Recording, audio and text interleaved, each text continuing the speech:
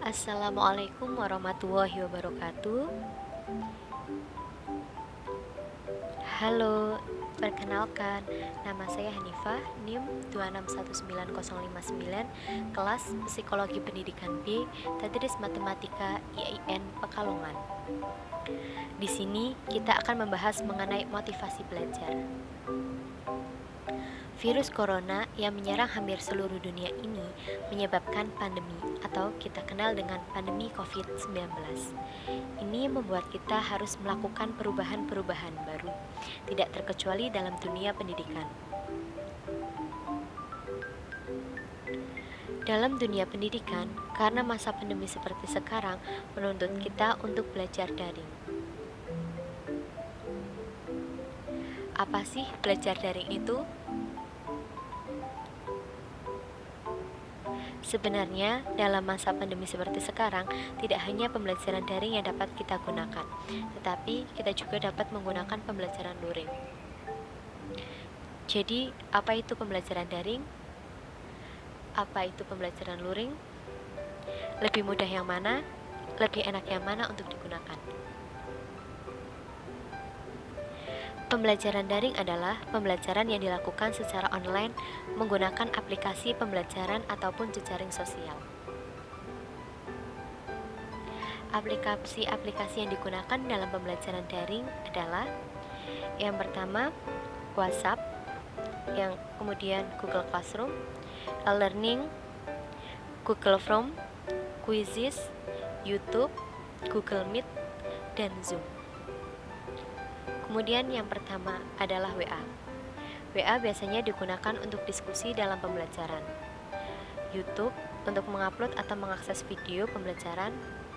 E-learning untuk mengontrol pembelajaran. Kemudian ada Google Classroom untuk menyampaikan materi pelajaran. Google Form untuk memberi tugas-tugas. Quizzes untuk mengadakan kuis saat pembelajaran. Dan yang terakhir, Google Meet atau Zoom untuk bertatap muka dengan murid-murid secara online. Sedangkan pembelajaran luring adalah pembelajaran yang tidak terhubung dengan jaringan internet. Jadi, contohnya, setiap kelas dibagi beberapa kelompok dan guru bertatap muka langsung dengan kelompok tersebut secara bergantian. Jadi, walaupun di masa pandemi ini tetap bisa melakukan pembelajaran tatap muka langsung, tetapi yang terpenting menggunakan protokol kesehatan. Karena kemudahan pembelajaran daringlah, seperti guru dan siswa tidak perlu kemana-mana. Terkadang juga ada orang yang sangat protektif dengan kesehatan, sehingga tidak ingin bertemu dengan orang lain. Jadi pembelajaran daringlah yang lebih banyak digunakan. Tetapi walaupun banyak kemudahan yang didapat dalam pembelajaran daring, malah membuat siswa bosan, sampai ada siswa yang bunuh diri seperti di berita. Pembelajaran daring jadi boring. Bagaimana sih cara mengatasinya? Yuk kita bahas satu persatu. Apa saja penyebabnya? Yang pertama, sendirian. Biasanya di sekolahan selalu bersama teman-teman yang membuat semangat. Karena sendirian itulah akhirnya bisa cepat bosan. Yang kedua, aktivitas yang monoton. Setiap hari pembelajaran monoton di salah satu aplikasi sehingga jenuh. Yang ketiga, minimnya fasilitas belajar di rumah. Ketika di sekolahan, fasilitas sangat lengkap seperti buku-buku di perpustakaan, alat-alat peraga, dan lainnya. Sedangkan di rumah hanya buku catatan dan buku paket. Terkadang sinyal tidak ada, jadi banyak sekali hambatan yang menjadikan kita bosan dalam pembelajaran. Yang keempat, tugas banyak.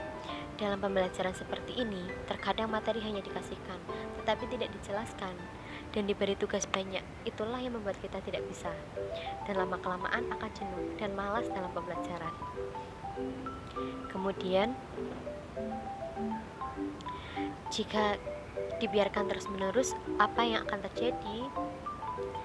Yang pertama adalah semangat menurun.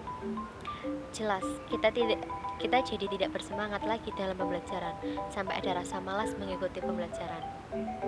Kemudian yang kedua adalah stres. Karena banyaknya tugas, sedangkan kita sendiri tidak paham dengan materi ini, yang lama-kelamaan bisa menjadikan stres.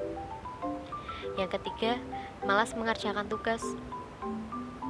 karena materi pelajaran yang belum kita kuasai dan tidak ada yang mengajari, jadi itu akan membuat kita malas. Yang keempat, prestasi menurun, semangat menurun, stres, dan malas mengerjakan tugas. Inilah lama-kelamaan yang akan menjadikan prestasi kita menurun jika dibiarkan terus-menerus. Untuk tidak larut-larut dalam pembelajaran tersebut, kita butuh yang namanya motivasi. Apa sih itu motivasi? Motivasi adalah dorongan dasar yang menggerakkan seseorang untuk melakukan aktivitas tertentu guna pencapaian suatu tujuan. Motivasi sendiri itu ada dua, yaitu motivasi ekstrinsik. Motivasi ekstrinsik adalah dorongan yang menggerakkan seseorang untuk melakukan sesuatu itu bersumber pada suatu kebutuhan yang harus dipenuhi. Atau lebih singkatnya adalah motivasi yang berasal dari orang lain. Kemudian, motivasi intrinsik. Motivasi intrinsik adalah motif-motif atau daya penggerak yang menjadi aktif dan fungsinya tidak perlu dirangsang dari luar, karena dari diri individu sudah terdapat dorongan yang melakukan sesuatu, yang berarti motivasi yang berasal dari diri individu tersebut. Apa saja sih yang dapat kita lakukan agar kita tidak merasa boring dalam belajar? Yang pertama, tanamkan ke diri kita kalau kita harus juara dan jadikan belajar sebagai kebutuhan. Jadi, jika kita tidak belajar, rasanya ada yang kurang. Dengan begitu, juara akan bisa kita raih. Yang kedua adalah ubah mindset dalam diri kita. Sesuatu itu tidak ada yang sulit ketika kita mau berusaha. Yang ketiga, buatlah tempat belajar senyaman mungkin agar kita betah berlama-lama. Yang keempat, kenali gaya belajar kita. Apakah kita lebih suka belajar dengan mendengarkan musik atau sepi atau dengan teman-teman? Yang kelima, pilihlah waktu yang tepat. Yang keenam, tenangkan pikiran.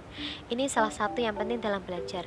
Jika kita belajar tapi pikiran tidak tenang, semua yang kita pelajari sulit untuk masuk. Otak kita sulit untuk mencernanya. Jadi sebelum belajar, tenangkan pikiran dulu. Yang ketujuh, buat schedule belajar dan catat semua yang ingin kamu gapai. Setiap apa yang sudah kamu raih, beri tanda checklist. Jadi kita akan mempunyai greget terhadap hal yang belum bisa kita gapai. Yang kedelapan adalah jangan malu untuk bertanya. Jika kurang paham, bertanyalah dengan guru. Kurangi rasa malu kita demi kebaikan kita.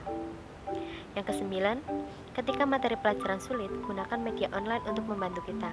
Maksudnya, kita bisa lihat video pembelajaran di YouTube, tutor-tutor, sehingga membuat kita paham dengan materi.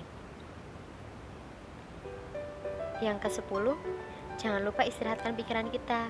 Jangan diforsir dalam belajar, karena otak kita juga butuh istirahat. Yang ke-11 adalah dukungan orang tua. Ini merupakan motivasi ekstrinsik. Orang tua harus selalu mendukung untuk keberhasilan anak-anaknya. Untuk yang terakhir ada quotes. Kita harus selalu berusaha untuk menggapai apa yang kita cita-citakan, agar impian itu tidak hanya dari angan-angan, tetapi menjadi kenyataan. Terima kasih, semoga bermanfaat. Wassalamualaikum warahmatullahi wabarakatuh.